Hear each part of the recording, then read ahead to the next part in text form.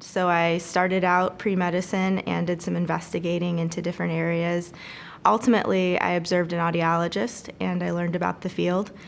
And I discovered that it is a relatively small profession, and so I felt that it was an opportunity to make a big impact. Patients who are candidates for cochlear implants are a unique group.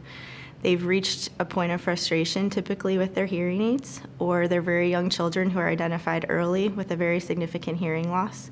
One of the things that I love most about my role on the hearing implant team is that I work very closely with the patients from the time that we identify their degree of hearing loss, identify them as being a cochlear implant candidate, all the way through the process, past their surgery to activating the cochlear implant for the first time, and then following them through for months and years afterwards. So I really get to know my patients, I get to know their families, I get to know the circumstances of their lives where they're seeing big improvements from using their hearing implant, and so that's incredibly rewarding for me.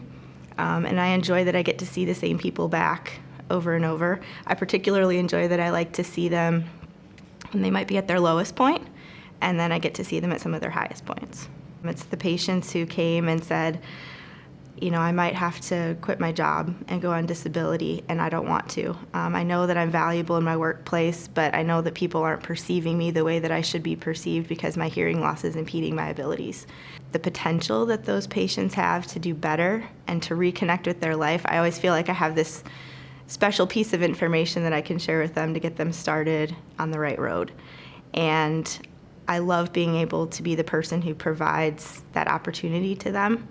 And I love the opportunity for me when they come back and tell me, I've reconnected, I'm able to do well in my job again. I feel like I didn't have to give up my life, and I thought I was going to have to.